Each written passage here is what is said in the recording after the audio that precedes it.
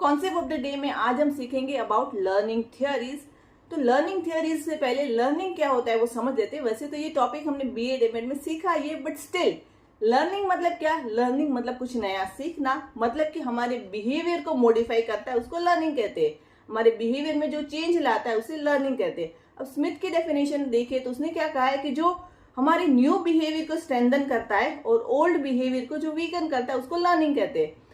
Skinner का जो experiment था उसमें आपने देखा कि रेड जो है, ग्रीन और रेड बटन दोनों को रैंडमली वो प्रेस कर रहा था, बट जब जब उसने ग्रीन बटन को प्रेस किया तब उसको क्या मिला? उसको रिवॉर्ड मिला।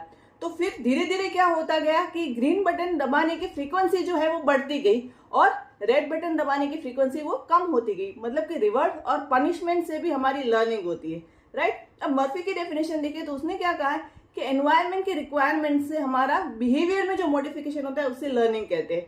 तो कुल मिला के अगर बात करें तो लर्निंग ट्रायल और एरर से होती है, कंडीशनिंग मतलब कि ट्रेनिंग से भी होती है, लर्निंग आप किसी को देख के भी मतलब इमिटेट करके भी आप सीखते हो, लर्निंग आप एक्सपीरियंस से भी कर सकते हो।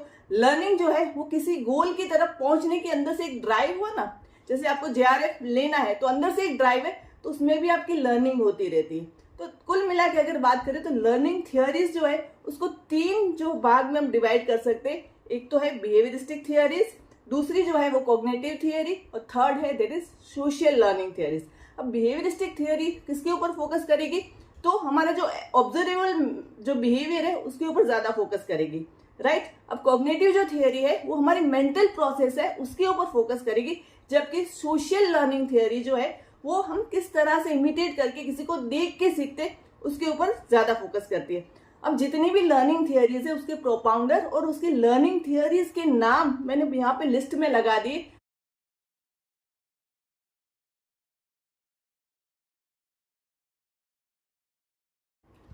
आई होप आपने ये सारी चीजें नोट डाउन कर ली होंगी, बिकॉज काफी बार ये आपको मैच द फॉलोइंग में पूछी जाती है। Thank you so much student for watching.